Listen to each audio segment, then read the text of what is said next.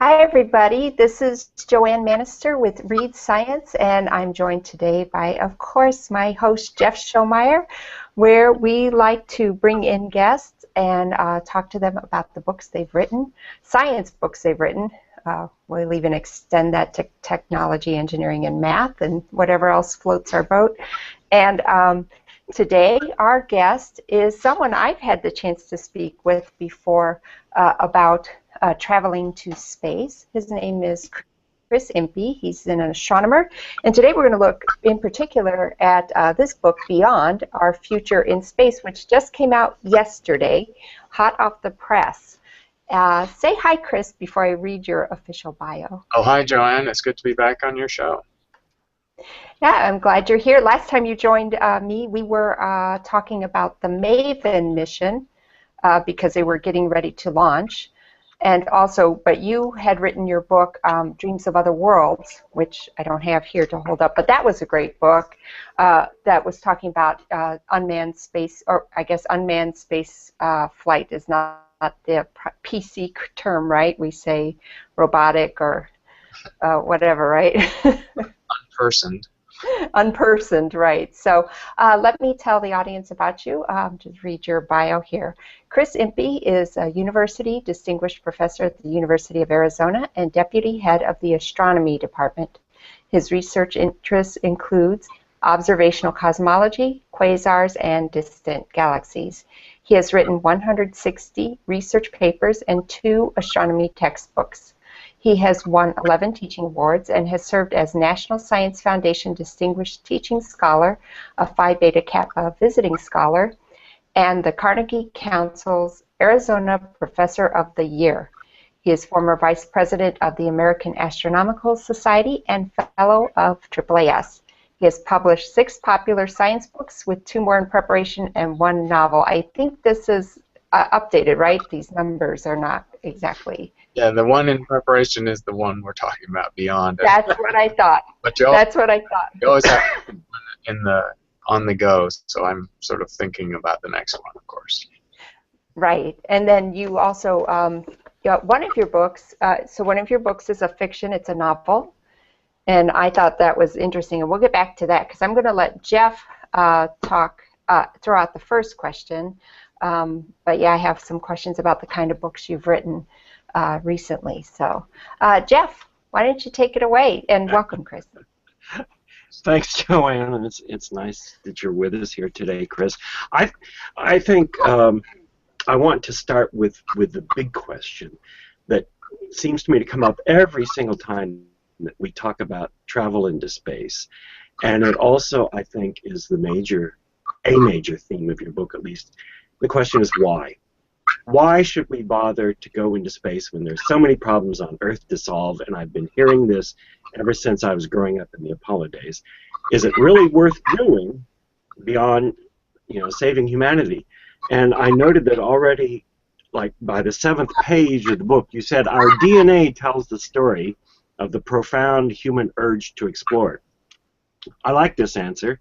Do I get it right that you say we do this because it's what it is to be human? I think, right. We do it because not all of us, but some of us can't help it, and it's built into us. So the thing that humans have done alone amongst all the animals of the planet who do migrate and search for food and travel large distances is we've done it without that as a driver. When we spread out of Africa, those migratory patterns, as the Human Genographic Project out of the Smithsonian, National Geographic, has these amazing maps, and it shows that we moved out of Africa, across Asia, across the land bridge to the Americas, and all the way down to Patagonia in just few hundreds of generations, which is a dramatic migratory surge across the planet, and we didn't have to, obviously. I always think in the middle of that journey you were in Southern California and it was probably pretty nice, so why didn't you just stay there, Did you go to Patagonia, where I've been there and it's kind of crazy?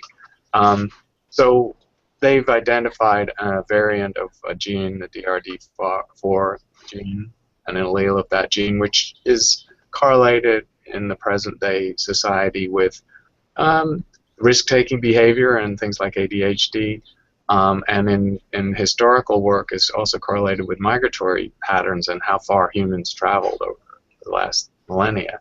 So it seems that we have, not all of us, but some fraction of us have this risk-taking, exploring gene for its own sake. Obviously, if we all had it, it might be dysfunctional. We might survive. So it's a nice balance there in having that gene and having some people in the tribe who are willing to taste that strange food or go into that dark cave or climb over that mountain to see what's beyond it and risk their life to do so.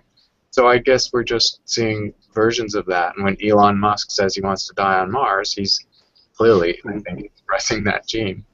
So when we need to do something like the Apollo program, how do we enlist the people who think that what's essential to being human is just hunting and gathering, and the rest, all the cultural trappings, are really unimportant? And I don't think they are. You don't think they are, but they think they are. Is there any hope, or do we just let the Elon Musks push ahead and drag everyone along? Well, and most people don't have to and won't go along. So I think it's not it's a false dichotomy to say it's either or. Either we heal the planet or we explore space. I mean, we will hopefully do both, and we actually will not spend most of our resources, financial or human resources, on space travel. It's always going to be a niche thing. It has been so far with less than 600 people have ever been in orbit. That's a pretty small club. And so I think some fraction of us will do it, and it's a worthy thing to do if it doesn't usurp your resources and distract you or deflect you from the big problems of the Earth. But also, being in space and learning how to live in space and in harsh environments is probably going to be informative about how to live on a planet that may not be as hospitable towards us as it is now in the future. But I think your point is important, that probably historically even the number of people involved in exploration has been a small group of total people, and missions to I don't know, sail across the Atlantic Ocean are expensive, but hardly a huge drain on resources anyway. So people should just get over it, perhaps. Well, and the other thing, you alluded to the Apollo missions, and the other thing we're dealing with in thinking about space is the slightly strange history of space travel and the space program. It's a little anomalous because that our most magnificent achievement in space, going to the moon, which is extraordinary. When you think that pull your smartphone out of your pocket and that is 100 times more powerful than the computer that got the astronauts to the moon. It's staggering how that project worked given the fairly primitive technology of the late 60s. It was a very anomalous, geopolitical pissing contest between the two superpowers of the time that drove it completely. NASA had completely unsustainable budgets through the mid to late 60s that then plummeted after the was canceled. So that's sort of an anomaly. I mean, it told us we could do a very hard thing, and there's still only 12 people who have set foot on another world. So that's a very exclusive club. If the number of astronauts is an exclusive club, people who've set foot on another world, now that is a special club. We talked, excuse me, last year, I guess, to the guys who wrote the book Marketing the Moon, and they made the case that the interest that was shown by the public in the Apollo mission was only partly due to technological accomplishment or the romance of going into space, but that NASA was very savvy about marketing it for all sorts of reasons to appeal to people, and the fact that there was that whole geopolitical Cold War and all that going. It was a unique time, maybe. It was, and there were some interesting. The whole thing was swirled together. The either or again of going into space or looking after the planet. As we know, the pictures taken by Apollo 8 of the Earth looking back, suspended in space, coincided with the burgeoning environmental movement in the sense of the pale blue dot and the fragility of the planet. That sort of cosmic awareness of that really stemmed from that one moment of looking back, and that's an invaluable. I don't know how you put a price tag on that awareness. But as we talk about the public interest waned very quickly after the first moon landings. The last 3 Apollo missions were canceled, the budgets plummeted, and it was a turbulent time, people moved on. People got interested in other things very quickly. Right. You can't talk about space travel from Earth without talking about the socio-political things that were going on, you know, wars and things like that. So you mentioned about the phone having more, as we all know, having more technology, more power, more abilities, capabilities than, you know, the computers that powered the Apollo mission. But something that hasn't changed are the dangers of space. So this is still probably our limiting factor. Yes, it's not. It's not a place people were meant to be, and you know, zero gravity is hard enough for long periods of time. I guess the Russian cosmonaut, his record is 824 days, and he's still alive, you know. But there are serious health problems for people in zero gravity. Being in a Moon or a Mars environment with modest gravity, we don't know what the long-term effects of that are, and we know how to shelter. We know how to take just lunar or Martian soil and make slump block and harden a shelter or cover a bubble dome with enough insulation that you're going to be protected from cosmic rays and micrometeorites. So you can make a safe environment, but it's clearly not a natural place for us to be. Right. So I don't even know where to begin, actually, now that I'm thinking about it, because your book, as Jeff said before we went on air, your book covered a lot of ground. Like, I was like every chapter going, oh, wow, yeah, that's right. You need to talk about this as well as that thing and the other thing. So looking at the book, maybe I'll ask it this way. What was the most challenging chapter for you to write? Like something you felt like, I'm really stepping outside what I normally talk about when you were writing this book? Probably, I mean, you're in the life sciences, so for me it was more the biology or physiology aspects, you know, the medical and health effects of space and what it does to the human body, or how we might, the more fascinating aspect, which I don't really get into in too much detail, of how humans might change if we lived off Earth for multiple generations. But to me that's fascinating, because I imagine in short order, I mean, I know we won't become a separate species for a very long time formally, but in short order, if we lived in 1/6 gravity and in these very different situations, we'd change physiologically within a lifetime and then within a few generations. It's very interesting to think how quickly that would happen and what would happen. And then alongside that is this intense psychological evolution that comes from being separate, from being a colonist, from being in a small community, somewhat separated from the Earth, from being really remote from terrestrial concerns and your extended family, and that would have a profound effect. So these sort of physical, physiological, psychological, evolutionary changes, if we do space seriously as an activity, are fascinating, because I don't think you can fully predict all of them. Right, and you even brought up in your book, and I thought it was funny, I saw you post on social media that Slate decided to focus on the part about that human beings would be having sex in space. So for some reason, Slate, you know, why not? Let's be sensational and grasp on. But your case was saying we're biological beings, and that's what biological beings do. And this is something to consider if we're going to have prolonged, you know, time in space, whether we set up a colony on a moon or on Mars, that this is important. And I think you made a really, you know, interesting observation in that way, that, yeah, this is going to happen, because we're talking, it takes 9 months to get to Mars. And then once you're there and you're setting up, you're not leaving for a long time, if at all.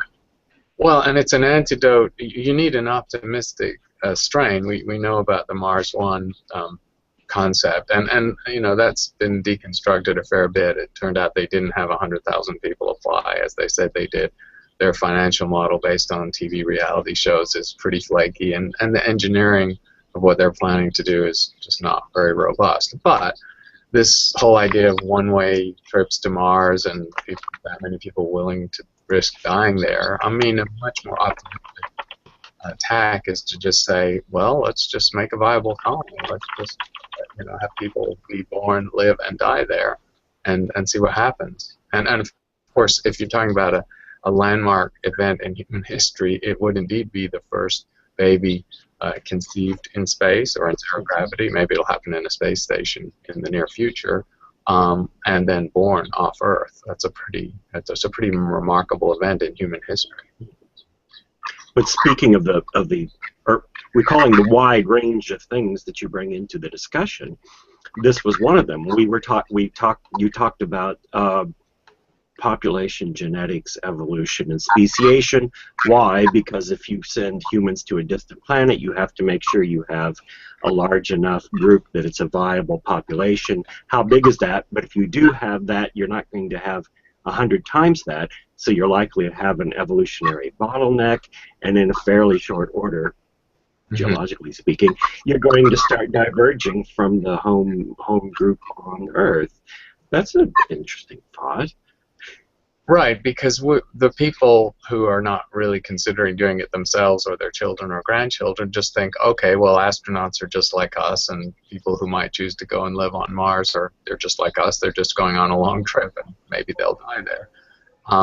But this whole idea of an offshoot of the human tree that really then becomes distinct, and it happens on a very rapid timescale. I mean, we've been anatomically modern for, well, at least 50,000 years, and that's, we could face the possibility of in 1,000 years having a new little green shoot of the human tree that is fairly distinct in many ways. And then what allegiance would they have to us? I mean, how connected would they feel to the planet at some point? I like the science fiction in those, and the Kim Stanley Robinson's Red, Green, Blue Mars trilogy is great on what will happen if we try and terraform Mars and have colonists there, and how will they view their relationship to the Earth and the people left behind. And the greens and the reds, and then that was why you started talking about what turned out to be another interesting topic of who might own what, who doesn't own interplanetary or other moons and things right now, because it's taken care of by treaty, but if people go there, they'll say they do it, and we have a guy who's already selling parts of the moon, and maybe he can do that. Yeah, people are going to go there, and stuff's going to happen, and so that's another strain of the adventurers are the ones who are driven by a purely economic motive, it's happened in human exploration of the Earth. There's a lot of land out there, and I want to get a bunch of land for myself so I can grow my own things or build a factory or do what I want to do. The Outer Space Treaty, it's not clear how enforceable it is, and it doesn't leave a kind of interesting loophole as far as individual property rights that hasn't been tested in any world court. So, and then I think the issue really is just enforcement rather than what the law actually says or doesn't say. Yeah, so we'll have to ship a few lawyers out to Mars to make sure they're there to drop the papers. Their space law is actually, I sort of Googled it, and it's interesting. It's a niche that's growing significantly. It's obviously not a huge niche. Just like there are lawyers to deal with cryonics. There are lawyers who will manage your estate if you think you're going to be resuscitated after being cryonically frozen for a millennium, and deal with that vast amount of interest you made on your investments. While you're asleep, right? So, and I felt like your book, it covered so much, but I thought it was great because it's like one-stop shop. What's it going to take to go to this space, right? But when you talked about things that are often brought up in sci-fi, and you reference many sci-fi books.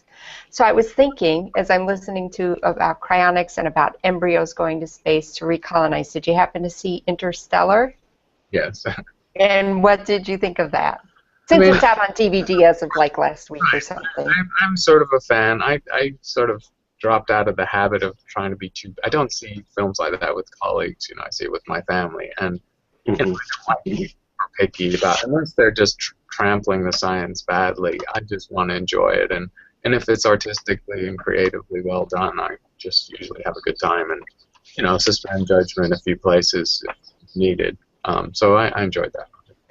Yeah, I thought it was pretty fun. I was a little perplexed at Anne Hathaway's endless supply of red lipstick on this endless journey, but you know, but Spoiled.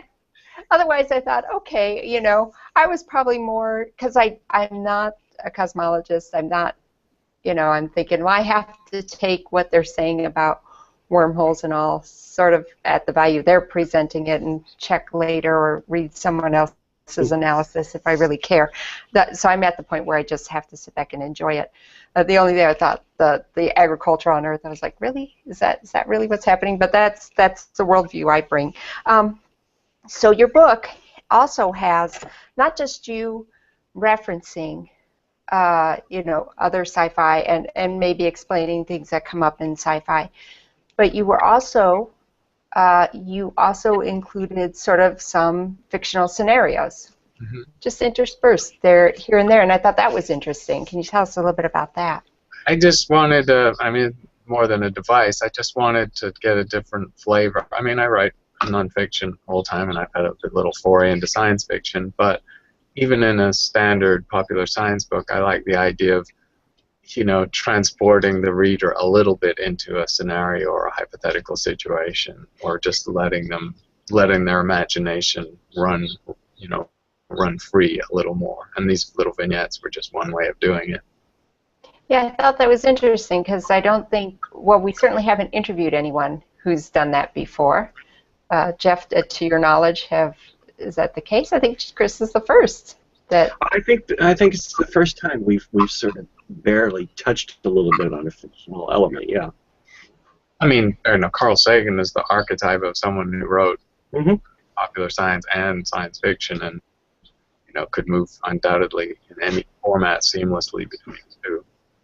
Yeah, and I think we'll be talking to more authors of fiction who also have many things to contribute. So let me ask, as far as your agent, your publisher goes, I remember I spoke one time to Reza Aslan, not on the show, but I went to a book reading of his, and he's a geopolitical analyst, particularly about Islam, and he wrote 2 books about Islam and the political issues we have, America has with this, but he said he wants to write fiction, but he is being, you know, the publisher's like, no, write one more nonfiction before we let you do that. You know, it's just, is it true then they see like, okay, this formula is working well, don't mess with that? So did you have any resistance when you wrote your fiction book? Oh, yeah, absolutely. So my experience is similar. I basically went rogue when I did that. So my agent said the same thing. She said, you do popular science. You know, she's a young Indian woman, very good at what she does. She works for the same agency that the senior partner of whom was Carl Sagan's agent, and so I knew she had a good pedigree. But yeah, she said, stick to your last. You know, you make anvils. You make anvils, so make some more anvils. So I just had to take out some time and do it myself, and I learned how to self-publish, and that was a learning curve. I just wanted to experience that. And sometimes the box, it's not a very constraining box to write popular science or fiction, nonfiction science, but it is still somewhat constraining. So I was just happy to venture out that into the wild side for a little while. I don't think I'm going to live there, but I may, you know, have another venture out there. I don't know. For a brief digression, maybe it won't be long, Joanne, about publishers and agents, and we like to investigate. One of the things that keeps coming up in the book is the rocket equation, because it has historical significance and it has obvious relevance as a constraint to many of the things that you're talking about. And the first time I read about it, it's like, okay, why was it your choice, or was it your agent's choice, or the publisher's choice not to print an equation? Oh, I think that's a good question, but I think it was just a tacit agreement that just happened. that it was. I mean, I also view it as a challenge as a scientist who has to teach non-science students. You know, and we do, you know, algebra and geometry and simple math in the class, but sometimes it's a challenge to teach a concept in words. You know, can you choose the words carefully enough that it's fully understood in words? So rather than a bailout, sometimes I view that as a challenge, an interesting challenge. If you can concretely describe something that is intrinsically mathematical without the math. Okay, Joanne. Oh. I told you it was brief. No, that's okay. And in fact, I did see you did, though, without the equations, you did still manage to put a lot of graphs and images in here, Yeah. which we don't often see. But you know what I thought of it as was something along the lines of, let's say you were reading a what's the word? Reading a newspaper article, you know, and there would be interrupted every once in a while with a graphic or an infographic or something, or a simple graph that it highlights and explains. And I thought that the number of graphs actually was sort of a surprise to me, because we don't, so something like this, we don't see this very often in science books. So I thought that's pretty brave, and I'm glad your publisher actually let you do this. Well, I mean, it's also a little expedient, because with science books you can either have the sort of full color coffee table route, expensive and only possible sometimes in some arenas, or you know, if you're just going with the flow of the fact that you have a black and white art program, then you can do graphs. I mean, bar charts and graphs and so on actually work quite well. Do you have a sense whether do non-technical readers freak out less over graphs than they would equations, do you think? Yeah, I think, well, because it's rife, you know, the McPaper USA Today or whatever, you know, will have bar charts and graphs and so on the front page. That they've sort of permeated the popular culture, you know, used in kind of amazingly trite and trivial topics, you know, that you present the information graphically when you think, why would anyone care about that information at all? But so people are using it, A big part of what you talked about was very interesting, and as part of a bigger picture, is commercial attempts to get into space. And I was thinking that a couple summers ago we talked to Buzz Aldrin, just to drop names, about his book Mission to Mars, and comparing that to what you were talking about together, it seemed to me that his project, which his suggestions for how to go about doing something, had a lot to speak for it. He was looking for something with vision, something that would animate the American public, something that would be new for NASA to do and for Americans to learn, and all sorts of things. But his vision, his pictures sort of necessarily seemed to include NASA as the main component, the government doing this project. And I don't think that resonates really with your picture of how things are really going to go via commercialization that you compared to the growth of the internet and things. It's like you make a case that we're in a period where it's commercial interests that are going to take over now and propel the project, which would lead to different things probably, although Mars is an obvious target. But so is that the right picture, that the commercialization of some sort is probably about to take over? Yeah, I mean, it's tricky on the cusp of something that's just emerging to confidently say it's just going to roar ahead. But I was making that case, I guess, that indeed analogizing to the internet, that where we are now is roughly the same as 1995 for the internet, when it emerged from being an entity. The word internet dates from 1995, and Amazon was founded then, and you know, nobody could place a bet on these now titanic companies that they would grow to what they would be now. And then there were some like Yahoo and Netscape that didn't do so well. So picking winners and losers is hard, but projecting the activity, I think, is fairly reliable, just because the economic projections, you know, just start with the foundation stone of satellites. The satellite industry is extremely robust, and it has this huge growing wing which is involved in remote sensing the Earth for various way. So I will just pick a very recent example because it's a good example of how the bar is lower. People are now using these CubeSats or these Dove imaging telescopes, these miniaturized satellite platforms, and bundling them together, and the bar is really low. So student groups and universities can do it, and they're doing a lot of exciting science that way. I mean, sending just fleets of these microsatellites up, and it doesn't matter if you don't work and some of them burn up, and that's your cell phone technology in orbit and doing very interesting things. Bar set very low for that, and so that's busting the whole Leviathan model of telecommunications and satellites in space, and that's happening right now in ways that we don't probably appreciate.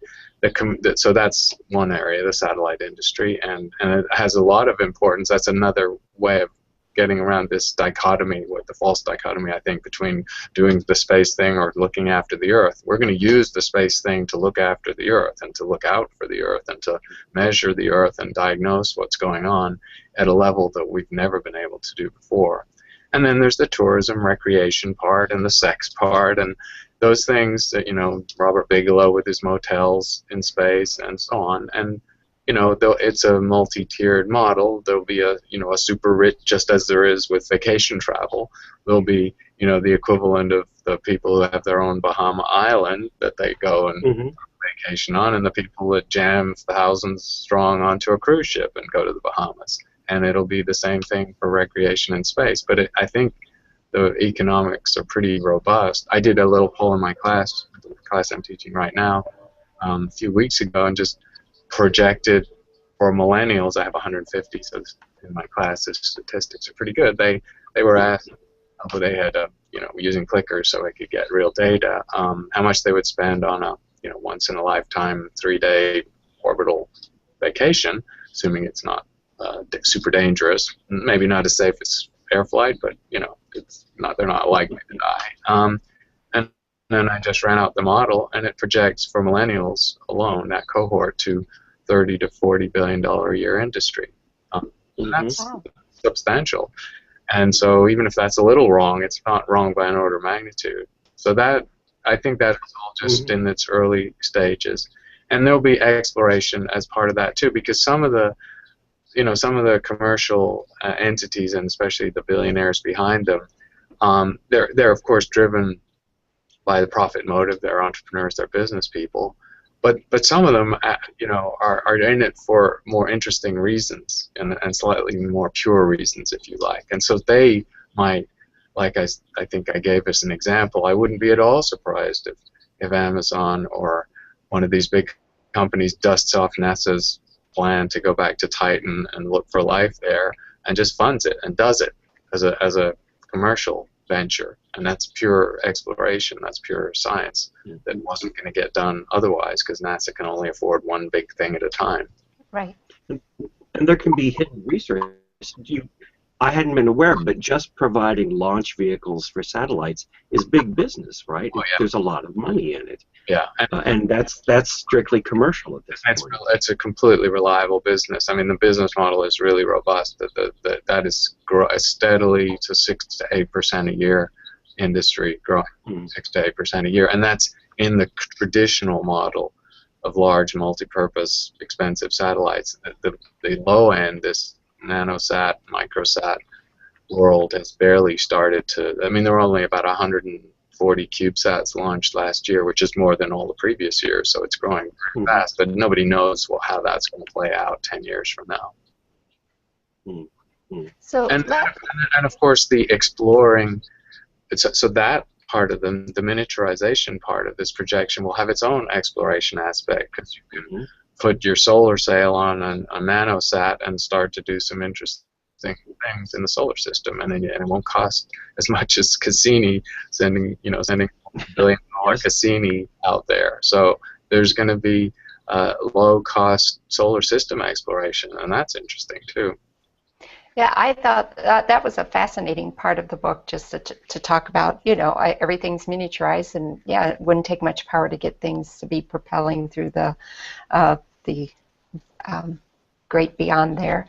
I was also interested in that you did a pretty good job taking down, taking apart, I guess, and examining the different countries who are now involved in space exploration. China, Japan, India they just sent is it orbiting around Mars, right? And they did that pretty well, and that stands out. You didn't talk about that one so much in the book, but you talked about China and Japan. Right, and the cipher, they're not completely a cipher, but the cipher is China because they're putting so much into it. They're growing their space program at the rate their economy is growing compared to NASA's flatline or stagnant budget. That gets you an awful lot of progress, and they're not. Some people denigrate the Chinese for just sort of picking apart our technology and copying it and improving it a little. And they've done their share of that in space, but they've got their own set of rocket scientists and innovators and technologists, and they're building things from the ground up, and they're a legitimate big player, and their program is extremely ambitious. I mean, they're talking both moon-based, Mars-based. They could have their own space station at a time 7 or 8 years from now where the ISS is deorbited and burned up, and we don't have one. That's going to get people's attention, and I don't want to see particularly another geopolitically inclined and tense space race with the Chinese to echo the one we had with the Russians, but it could happen. Yeah, so if they set up a colony on the moon, we might wonder, hey, why aren't we setting up a colony on the moon? Right. Finally go, oh. And for India and China, as emergent countries of huge population and huge human resource and financial resource, yes, there's some issue of projection of power. For the Chinese, absolutely. They're not shy about saying that. And so I don't think the United States will want to cede the ground to the Chinese of either an orbital capability like a space station where we didn't have one, or a moon base where we didn't have a footprint on the moon. Just as with Antarctic, the thing sort of very quickly shook out that everyone had to have their footprint there and their research station there, or to make it, so that people didn't get too agitated. And then the militarization part is, nobody wants to think about it, but again, the enforcement of the Outer Space Treaty, nobody knows how that would work. And I know the technology is sufficient that the Chinese absolutely could not put any modest scale nuke into space without us knowing. There's just simply no way they could do that without us knowing. That doesn't actually mean they might never do it.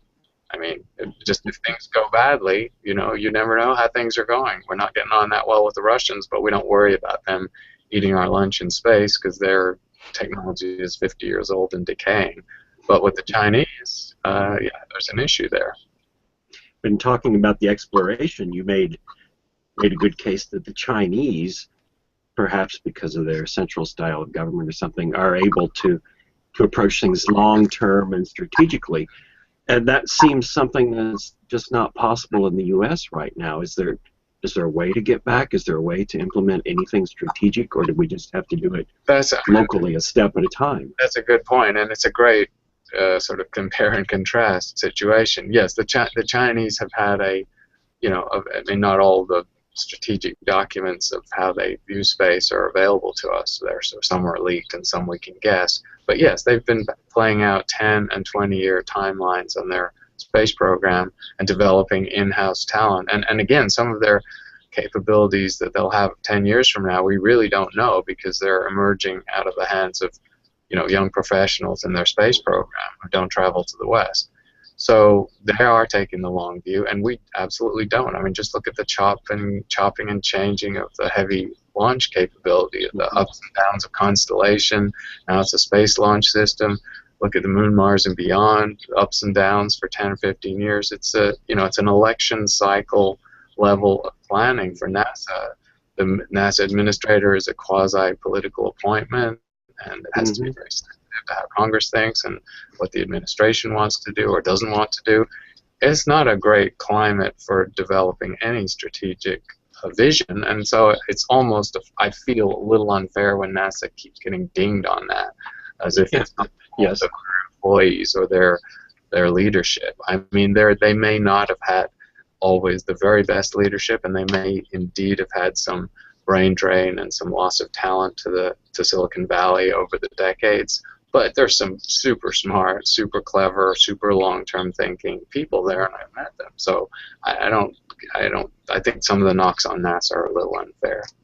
or should they work for the entrepreneurs? Is the entrepreneurial vision the place where we should look here for our long-term thinking? Yes, now? it's a mixed model, and they are partnering. So they're not partnering particularly with the very big players, with Jeff Bezos, say, and who nobody really knows what he's going to do anyway. He's too secretive to work with NASA. NASA would have to reveal a lot of information. But they're working with smaller companies. Just in the last week or so, there's this program where NASA was dishing out, multi-million-dollar grants, but not huge ones, to a dozen or more private sector companies, young, nimble startup companies, on propulsion technology, getting back to ion drives and these sort of very efficient forms of space propulsion. They're not very high impulse, so they're not as good as a good chemical rocket, but for doing solar system exploration, they're extremely good. And NASA's partnering with them. They're obviously dishing out multi-billion-dollar contracts to SpaceX and Orbital Sciences, but basically up and down the scale, NASA is doing a lot of partnering. I mean, I think they're very open to it. So this suggests that a good possible future for NASA that frequently shows up in our government model of NASA as a management organization that helps organize or oversee, or that's even too controlling, but helps keep smaller parts into a bigger whole somehow. And also just their vast technical expertise, the institutional memory and aggregate expertise of their engineers is simply phenomenal. They've tested and worked on the various propulsion technologies. They've had little lab setups running for decades that can take the Martian or lunar soil and get oxygen for rocket fuel and to breathe, and water out of it, and make slump block to build a habitat. Some of these are technologies that are not, they're not rocket science, so to speak. They're not dreamy technologies, and NASA just has a lot of expertise in it. And even the visionary stuff. NASA's resuscitated the 100-year Starship concept and have started doing meetings every year on that, where they, that does have its sort of wide-eyed, wild-eyed aspect, because these are the people that are trying to do interstellar travel. But most of the people at these meetings are engineers. They're not like visionary guru types or science fiction writers. They're engineers. And then another thing that keeps coming up is the asteroid mining. So that's something being looked at by entrepreneurs, but also NASA. And that one is the one I'm the most skeptical of. Not that it's impossible physically to lasso an asteroid and bring it to Earth orbit and then harvest it, but the economic model for that, I think, is far less secure than the space tourism economic model. People are, and I don't think that, people are going to do it, so I think it will happen maybe in 2 decades or 3 decades, but people are going to lose their shirts. There's some people that are going to really take it back on that one, because the cost of extraction and transportation are severe. And then, of course, you've got the more delicate economic issue of how do you stop the bottom dropping out of the market of your rare earths and your precious metals, now that you're sitting on a huge, the Bunker brothers learned this with silver in the 1970s or 80s, that cornering the market in something is a tricky thing to do.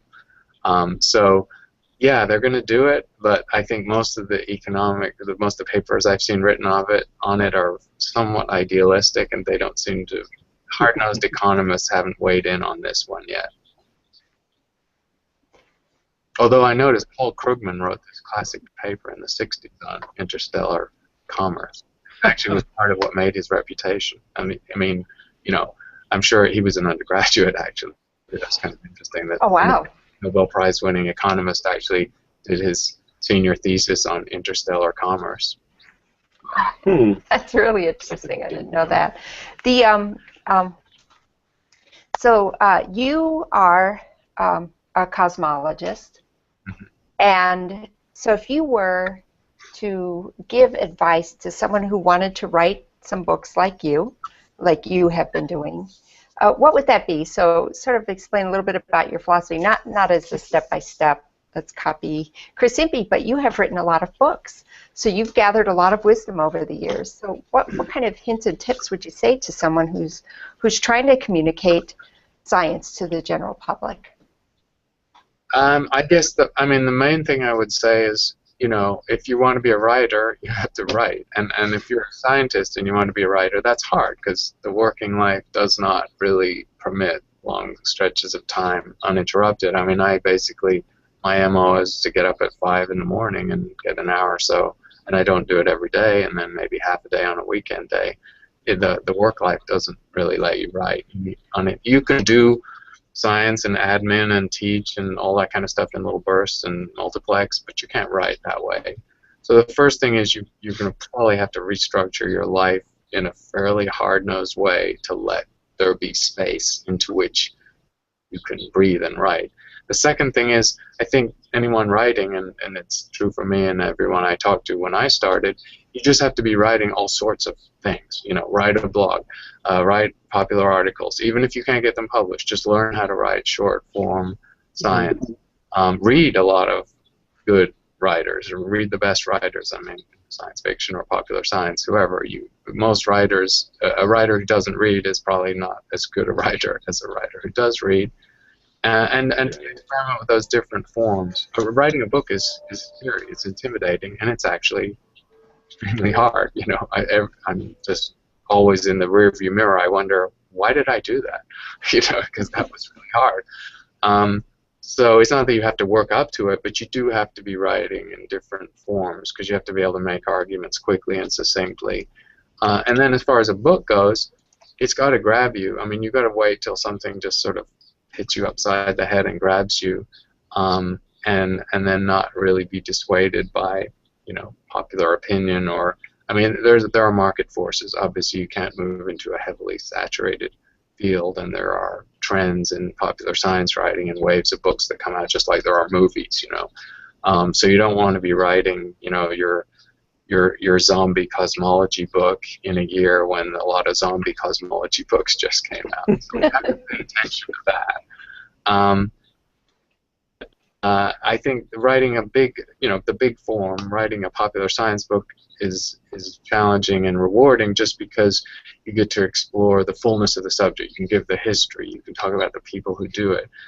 You can juice it up with, hopefully very current and topical research. And in fact, popular science books and all the people in my arena, editors and agents, etc., tell you, the people, your audience, are generally knowledgeable about science. People who read popular science books read more than 1 or 2 a year. They tend to read 6, 8, 10 a year. And so they pretty much know what's going on. So you can't sort of give them some little primer on cosmology as if they were a biologist who'd never paid attention to astronomy. No, they're probably people who are pretty well read about science in general. And so you have to tell them something new, something they don't know, something interesting, or give them insights or layers of the analysis or discussion that they wouldn't have encountered. So that's challenging, but I mean, it's definitely doable. And I do feel, although, that the world still needs more good science disseminated in all the various media available, books, articles, podcasts, online, etc. I mean, there's too much science illiteracy out there. I do research on that, so I know the numbers. They're not very encouraging. So, it's a crusade at some level. So Chris can't be the only person who is telling everybody about outer space. And I'm not, and I like the fact that I run into fellows who compare notes and commiserate over the brutality of writing. I went to sounds a little random, but in Prague there's the Kafka Museum. It's a great museum, a beautiful city, of course. And there's a part of the Kafka Museum that has his notebooks and so on. He was a student there. He just got a smothering government job in a bureaucracy, and he was thwarted, and writing was his only outlet. And there was a notebook he wrote, and there was one agonized entry that's sort of highlighted in the museum. Just impossible to write, impossible not to write. Jeff does some writing, more so than I do, so I think he's laughing knowingly. Yeah. That made me feel better to know that the young Kafka was agonizing in the same way. Yeah. And he's right. We could tell, I think, your intended audience, your philosophy. This is just a commendable thing to point out, and your publisher, because you have very good notes in this book. I think they were very interesting and useful notes. And we always appreciate that here at Read Science. But I'll tell you one final thought I had on that. I mean, part of the reason I went rogue and wrote a science fiction book was I was feeling a little, siloed. In universities, very sensitive to being siloed. We don't talk to our philosophy or humanities colleagues unless we run into each other across campus. So you're in your little tribe and your niche. And the messaging I get from publishers and agents and so on is, you do this thing, this is the thing you know how to do and you've done it before, and you have an audience and this audience likes this thing. and actually what I was reaching for when I wrote a novel, and I consider it a failed, a well-intentioned and failed experiment, but an interesting experiment, that's the best thing about it, is that I wanted to write fiction where there was a lot of science in it and not in a kind of clunky or obtrusive, didactic or preachy way. I was wanting to actually, rather than take a popular science approach and add a fictive element, as with these vignettes that we were talking about a while ago, I wanted to go to the other side of take a fictional approach and inject enough real science, honest science, that you would barely notice that you were actually reading about science, because it was a story and it was about people and it was things were happening, and it was a novel. It wasn't a book that had felt worthy or felt like you were eating your vegetables. We talked earlier about the large online courses that you're teaching, and when you were talking about CubeSats earlier, so it made me think, how soon do you think it will be that you and one of your courses launch your first CubeSat mission? Oh, well, that would be nice. I would have to come up with a good concept. But it's an incredible way to do citizen science. So I think that's the way it might happen. I'd have to get together with some partners on that. Because that's quite possible now with these lines coming down, this technology coming up, prices changing. That's something that you could actually think about doing in a practical way, right? One of these consortia that I've just doing their thing right now are using these low-cost imagers, the Dove technology, as they call it, and they're putting up hundreds of these and acknowledging that some will die, some won't work, and so on. And they're putting up a big enough network, and the imaging, of course, is not as good as the spy satellites. It's about a meter scale imaging, but they're putting up enough to be able to image every place on the Earth every couple of days, and that opens up some very interesting possibilities of monitoring things. And I mean, that's a capability we've never had, and commercial satellites are unlikely to provide it. So it's an amazing niche. Well, there's a big philosophical change that you just make me realize. When we were doing our space shuttle experiment, and everything you want to think about doing costs millions of dollars, and every opportunity is seen as this is the one opportunity, and it has to work right, and it has to be redundant, and it can't be a single point. All of that picture changes about what you can do and how you can do it if you can start to think of things as expendable, right? Mm-hmm.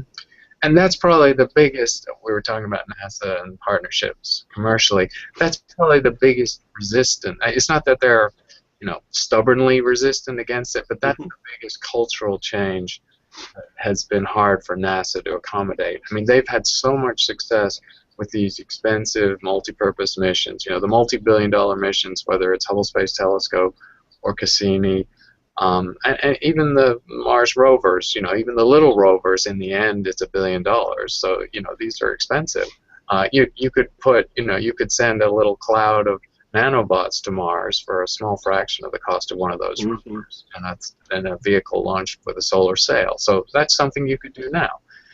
So I think it has been hard for NASA to get around the history of how they do projects and missions, and they're doing it through partnerships. I think they're just learning through these partnerships and through letting letting people use their launch capability, letting them use their space in their rockets to launch all these little nimble, expendable things that may or may not work. And I'm sure the engineers wince at that, because the spec on the spec on electronics you send into, Intel and all the chip makers have always had their special runs to make hardware for NASA or for the military, because they have to survive cosmic rays and micrometeorite impacts and so on, and they have to have some durability spec that's way beyond consumer electronics. And this new sector is just saying, no, everything we need is in a smartphone. All the sensors that anyone might want to put in orbit are already there in various plugins to your smartphone. So let's just put that in orbit. And it's stunningly obvious and simple once you say it. But NASA have taken a while to think, oh, I guess that's not a bad idea. Yeah, I think it's ingenious. Your book, we don't have time to talk about all the different things in your book, but your book also talked about sort of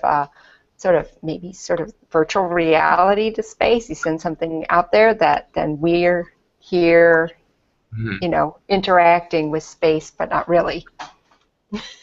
Yeah, and the issue there is latency. So it's already an issue for the rovers and things that we control on remote locations. When you have signal travel times that are 20, 30 minutes for, say, like Mars, or hours for outer solar system, that definitely becomes an issue. But this sort of telepresence idea is definitely going to it's going to get around that problem of sending people always, where people are expensive and very hard to protect and expensive to protect, or robots. Again, it becomes a false dichotomy if you think it has to either be a nanobot or a person, and those are such different propositions. Well, maybe you sort of get elements of both with telepresence.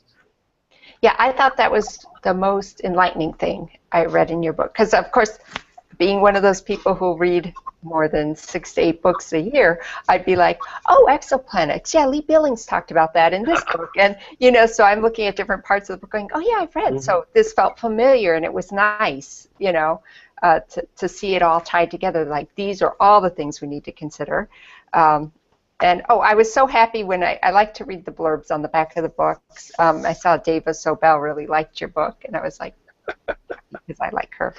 Yeah, she's fun. I had a very fun time in Princeton. I was on sabbatical a couple of years ago, and I did a science writing workshop for the university for their writing students. And because I was on the East Coast where I don't live, I managed to get Alan Lightman and David Sobel and Diane Ackerman and Dana Levin. I got some of my favorite, Mike Lemonick. I got some of my favorite people from nearby to come and do workshops and we got to hang out, and Dave was a lot of fun.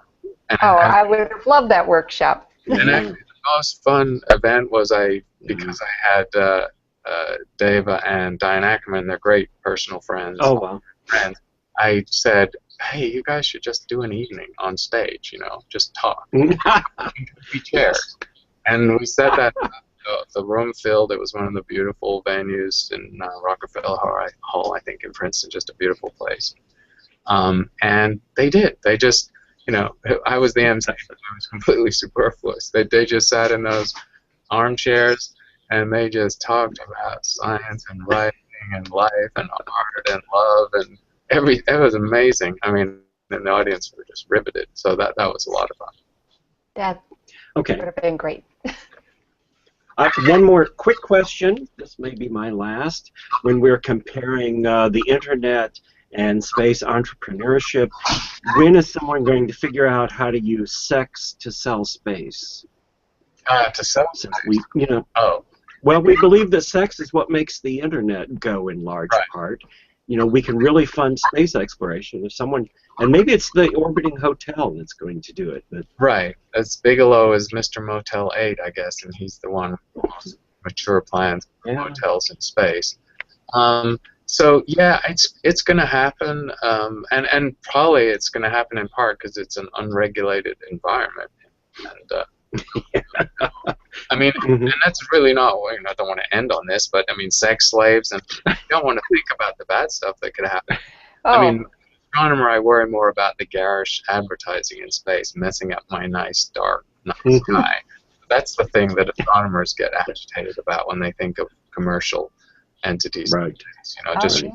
1,000-kilometer neon signs, please. No. Well, the other thing we could do is send Kate Upton up there because she's been to Antarctica and she's been on the Vomit Comet for Sports Illustrated. So I guess, that's the next thing we do, Jeff. Yeah. Well, I bet Joanne can think of another positive question to ask. She always is. So. Well, we are right at the top of the hour, and just you mentioning your some of your favorite authors that you were able to work with sort of gives me an idea of the kind of books you read, but you must read a lot because it would seem you're reading science fiction and science from all different genres. So what are you reading now? And then we'll sort of end on that. I'm going back and I'm catching up with some of the hard science fiction that I'd missed in the past. But also I like to read. I'm actually rereading the book The Fatal Shore about the Australians, how Australia was populated by British convicts and all the turmoil in Britain. So I read historical books because I was in Australia last year for 6 weeks and I got a little intrigued by their unusual history, sort of mirrors American history in a certain way, but not exactly. So that's the book I've just waited. It's a big 700-page book. So it's right. Would you care to name a few names? It's a physical book. It's not a Kindle. So I do still have physical books around.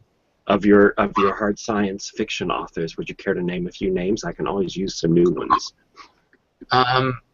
Yeah. Let's see. Am I talking about recently? Well, I consider him hard science, but Kim Stanley Robinson is one of my favorites. And just because he puts the social, societal, cultural element in play, and the science is still really well done. So I'm still working my way through some of his earlier stuff. That's sort of what happens. I find an author, one of their more recent books, and then I have to work back through their oeuvre to catch up with the things they were writing about over time. Right, because science fiction writers tend to write a lot. I know they're scarily prolific. I've tried to sit down with some of them and ask them how on earth do they manage that? Writing a trilogy or whatever the word for writing 15 books about some universe out there. How do you do that? Right. Yeah. Exactly. So, well, we're at the end of an hour, and it's gone by very quickly. And it's been such a pleasure to have you again, Chris. And you keep writing books. We'll keep inviting you back. Okay. That's all the motivation I need. Well, thanks. Yeah. The only one, right? So, Chris, thank you, and Jeff, as always, thank you, and thank you to our audience for tuning in, and be sure to get a copy of the book Beyond, Our Future in Space by Chris Impey, which just came out yesterday, and yep, Jeff is pointing to it because mine fell on the floor. So, all right, thank you, everybody. Thanks, Jeff and Joanne. It's a pleasure. Thanks, Chris. Bye. Bye.